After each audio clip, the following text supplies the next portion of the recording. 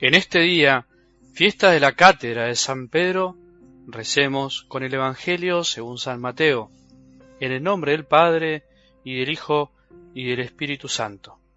Al llegar a la región de Cesarea de Filipo, Jesús preguntó a sus discípulos: ¿Qué dice la gente sobre el Hijo del Hombre? ¿Quién dicen que es? Ellos le respondieron: unos dicen que es Juan el Bautista, otros Elías, y otros Jeremías, o alguno de los profetas. Y ustedes, les preguntó, ¿quién dicen que soy?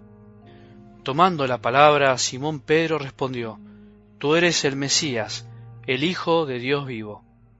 Y Jesús le dijo: Feliz de ti, Simón, hijo de Jonás, porque esto no te lo ha revelado ni la carne ni la sangre, sino mi Padre que está en el cielo. Y yo te digo, tú eres Pedro, y sobre esta piedra edificaré mi iglesia, y el poder de la muerte no prevalecerá contra ella. Yo te daré las llaves del reino de los cielos. Todo lo que ates en la tierra quedará atado en el cielo, y todo lo que desates en la tierra quedará desatado en el cielo. Palabra del Señor.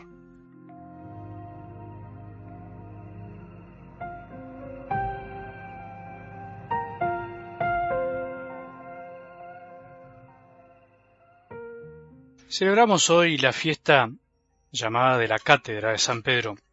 Por eso se nos ofrece en este día, en algo del Evangelio, esta escena en la que Jesús le encomienda a Pedro una misión especial dentro del grupo de los 12 apóstoles.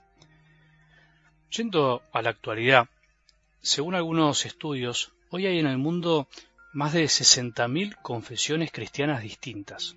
Sí, escuchaste bien, 60.000. Pensemos en cuántos locales, por decirlo así, o sucursales cristianas tenemos en nuestro kilómetro cuadrado, en nuestras ciudades, en nuestros pueblos. ¿Cuántas iglesias distintas hay? Todas esas confesiones cristianas, además, creen en cosas diferentes y sostienen una doctrina de fe y una ética diferente. Esto ocurre porque consideran que la Biblia es de libre interpretación y que el único principio válido es la Escritura. De ahí las diferencias. Es verdad que tenemos que decir que tenemos algo en común, que creemos en Cristo, pero tendríamos también que decir que eso no alcanza para la verdadera fe. Pero si buscamos en la Biblia algún texto que sostenga que la fe se tiene que basar solamente en la misma Escritura, en realidad no lo podemos encontrar.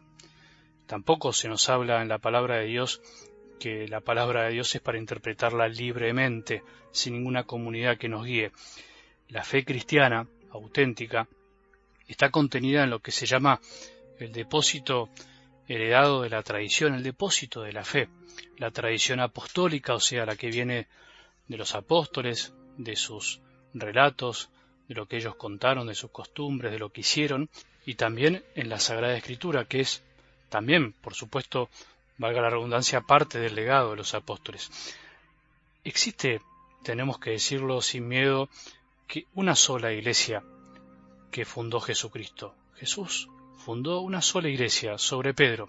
Cuando decimos que somos católicos, apostólicos y romanos, estamos confesando que nuestra fe proviene de los apóstoles unidos a Pedro, que derramó su sangre en la llamada colina vaticana donde se encuentra hoy su tumba y sobre la cual se encuentra la silla, la llamada cátedra, donde Pedro se sigue sentando para transmitir la misma fe y moral, costumbres que vienen de Jesucristo y los apóstoles. Jesús nos regaló al Papa, el sucesor de Pedro, para garantizar la unidad y la continuidad en la misma fe. Por eso hoy celebramos esta fiesta, por eso celebramos la cátedra de San Pedro, porque es el lugar desde el que se nos transmite esta verdadera fe. El antiguo cardenal Ratzinger, que después fue el Papa Benedicto, aseguraba que es un falso concepto de Dios decir Dios sí, pero Cristo no, incluso Cristo sí, pero la Iglesia no, algo tan difundido hoy en día. Voy a citar sus mismas palabras. Decía así: si decimos Dios sí, o tal vez incluso Cristo sí, pero la Iglesia no, se crea un Dios, un Cristo según las propias necesidades y según la propia imagen. Dios entonces ya no es realmente una instancia que está frente a mí, sino que se convierte en una visión mía que yo tengo y por lo tanto responde también a mis propias ideas. Dios se convierte en una verdadera instancia, un verdadero juez de mi ser, por lo tanto también en la verdadera luz de mi vida, si no es solo una idea mía, sino si vive en una realidad concreta, si verdaderamente se sitúa ante mí y no es manipulable según mis ideas o deseos. Por eso separar a Dios de la realidad en la que Dios está presente y habla a la tierra, o sea, la Iglesia, quiere decir no tomar en serio a ese Dios que se hace, por lo tanto, manipulable según mis necesidades y deseos. Bueno, si fue un poco largo y difícil, te invito a que lo escuches otra vez, pero tiene mucha verdad este texto y tiene mucha razón y mucha luz para nosotros hoy en un tiempo donde todo se cuestiona. Y es verdad, la Iglesia, esta Iglesia fundada sobre la cátedra de Pedro, sobre la figura de Pedro y sus sucesores, tiene muchas debilidades, porque no es solamente santa, sino también pecador, y por eso cuesta tanto a veces aceptar. A esto podemos sumar que no podemos decir Iglesia sí, pero el Papa no. Cuidado, hay también algunos católicos que creen que pueden prescindir del Papa, que no les hace falta porque se consideran a sí mismos los depósitos de la fe, o sea, ellos son los que determinan qué cosa es verdad y qué cosa no, en qué cosa se equivocó o no el Papa. Hace ya muchos años, los llamados progresistas eran conocidos como los rebeldes a la enseñanza del Papa, pero hoy nos damos cuenta que en las críticas al Papa o a los papas, no importa quién sea, se dan la mano, tanto los llamados progresistas como los llamados tradicionalistas. Finalmente, como siempre se dice, los extremos se tocan.